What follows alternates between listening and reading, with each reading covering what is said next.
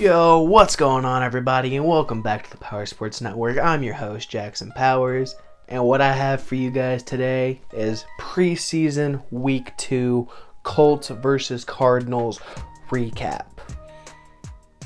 I've never once introed one of these like that. I don't know why I did it today, but yesterday, on Saturday, the Colts played the Cardinals in the preseason, and this time they picked up the victory, winning 21-13. It was a fun game to watch, a lot better than last week. Saw a lot of stuff I liked, and without further ado, let's get right into it. So the first takeaway I got is from our offense, and there's a lot. So first, Sam Ehlinger. Sam Ehlinger doing Sam Ehlinger things. Preseason legend Sam Ehlinger, as I like to call him.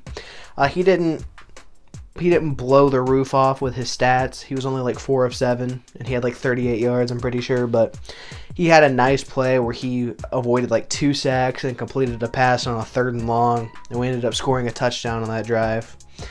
So, preseason legend Sam Ehlinger did his thing.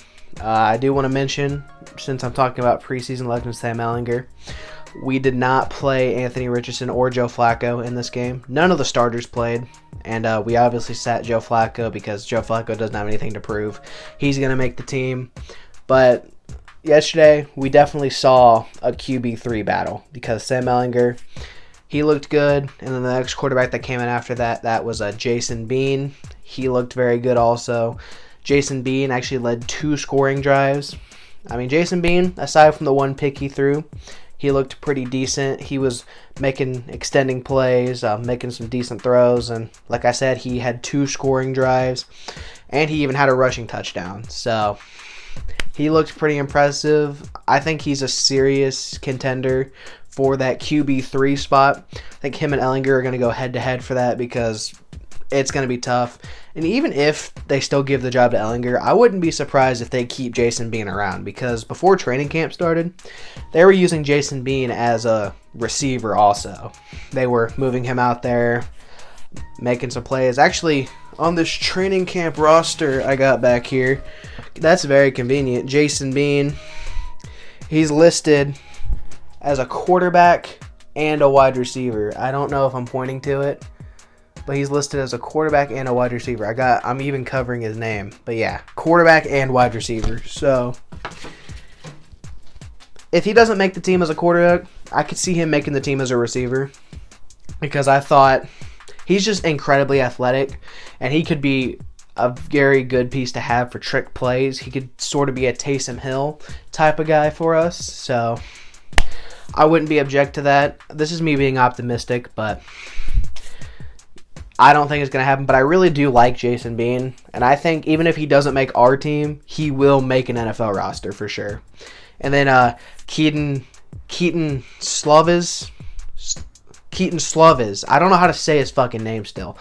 I got his first name right this time. I called him Kevin last week. Keaton Slovis, he looked pretty decent too. Statistically, I think he put up the best numbers. He was like 8 of 11. And he got down to field goal range once. Matt Gay fucking shanked it, though. So, yeah, all 3 of the quarterbacks looked good. They all had their moments. The only bad thing that really happened was Jason Bean's interception, but it was like a 2nd and 20, and he was just trying to make a play. A rookie mistake for sure. But our QB3 room, or I don't know why the fuck I said it. Our QB3 is definitely up in the air because we're a team that likes to keep 3 QBs around, and it's been Sam Ehlinger for the last 4 years. But with Jason Bean and Keaton Slovis, it's very much up in the air on who that QB3 is going to be. It's in all likelihood going to be Sam Ehlinger again, but I wouldn't be surprised if it's either of the other 2 because we have 5 quarterbacks on the roster, and it was only those 3 that played yesterday. So it really felt like this game was to decide QB3, and I don't think we got very far on that because all the quarterbacks looked good. So that's really all I got to say about the quarterbacks. I'm going to stick with our offense because I want to talk about our running back, Xavier Scott. He's good. I like him a lot. He had like 50-something yards, and he scored a touchdown. He ran very hard. He looked pretty good. I think he has a spot on this roster for sure because, I mean, we could carry 5 running backs. I've seen it done before. And even if not, we might keep him on the practice squad because our running back room is running back 3 is up in the air. 1 and 2 were pretty much decided already. It's Jonathan Taylor and Trey Sermon. But running back 3 is up in the air. It's probably not going to be Xavier White. Running back 3 is either going to be Tyler Goodson or Evan Hull. Both of them had pretty impressive games also. I think Tyler Goodson, I think he had a touchdown if I'm not mistaken. Correct me if I'm wrong in the comments. But he looked good running. Evan Hull, he had a couple good runs and a couple good catches. I kind of like Evan Hull more than Tyler Goodson. I think Evan Hull has better hands and he can be a better receiving back. But that's just me. Honestly, I could see both of them still making the team. And Xavier White could too. It's going to be very interesting this upcoming week in preseason just to see what happens. And then I also want to talk about Laquan Treadwell, who was a receiver that we brought in like right before preseason started. A veteran receiver. He was a first-round draft pick, I'm pretty sure. And he's bounced around the league. He hasn't been able to find a spot. He looked really good. It seemed like he was open like almost every play. He had a bunch of catches. And the commentators kept saying if he doesn't make the Colts, he will have a job somewhere because he's had a very impressive preseason. So I wouldn't be object to keeping him. I kind of hope we do. We could use the help. Like even just having a vet in the receiver room would help a lot. Even if he doesn't play a whole lot, I could definitely see us keeping him around. But like I said, if he doesn't make our team, he will be on a roster somewhere because he's been pretty impressive the last 2 games. But that's really all I got for the offense. I want to talk about the defense. The defense, second and third unit looked way better. No one individually really did anything, but as a whole, both units looked way better. I think they only allowed 1 touchdown, and it was a touchdown on a short field because of a turnover. I think it was actually, no, it wasn't when Jason Bean threw the pick. It was when Anthony Gold fumbled, and the Cardinals went down. No, they didn't. I think it was off of the Jason Bean interception. They got the ball at like the 40 and went down and scored a touchdown. That was the only touchdown they scored. It was all field goals after that. So the second, third unit looked way better.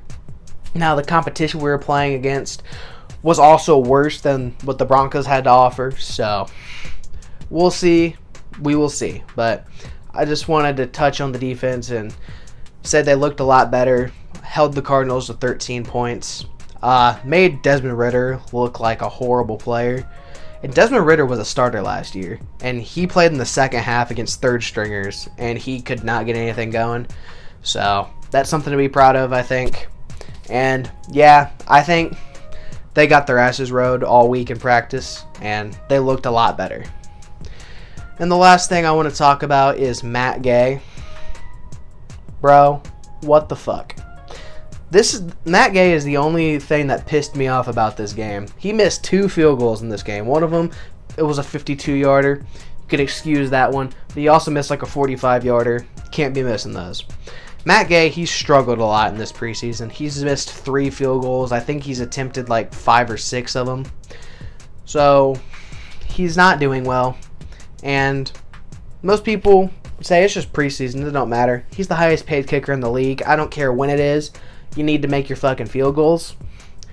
But like I was saying during the game, like to myself, if he's going to miss, do it now.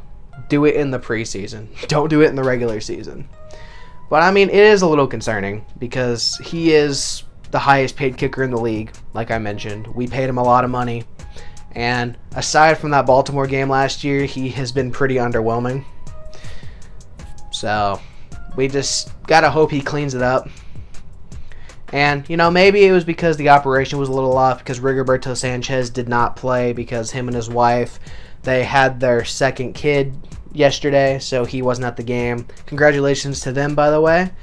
so he wasn't at the game. Spencer Schrader, who is our rookie kicker that we have just for camp, he was doing all the punting and he did the holding, so maybe that had something to do with it. But Matt Gay was making the extra points, so I don't know. It is a little concerning, especially since last week Matt Gay missed a field goal with Rigoberto Sanchez holding. So, maybe I'm overreacting. I don't know, but I do need to list a player of the game because I completely forgot to do it last week. And I'm going to give player of the game to Jason Bean, the Kansas quarterback, because he, like I said, he led 2 scoring drives, had a rushing touchdown, looked pretty good. Aside from his interception, he looked really good, and I was very impressed by what he did. So, yeah, that's really all I got. We play the Bengals on Thursday for the final week of the preseason, and the starters are going to play the entire first half. So that's going to be a pretty exciting game to watch. It's going to be a real nice teaser on what we're going to get, and I don't know when the recap will be up for that one. Probably Friday, maybe Saturday. I don't know yet, but we'll see. So, yeah, with that being said, thank you guys so much for watching the Power Sports Network. If you guys enjoyed this episode, don't forget to like, comment, and subscribe. Most importantly, turn on the bell notifications so you don't miss an episode, and follow everything in the description box. I'll see you guys next time on the Power Sports Network. Bye.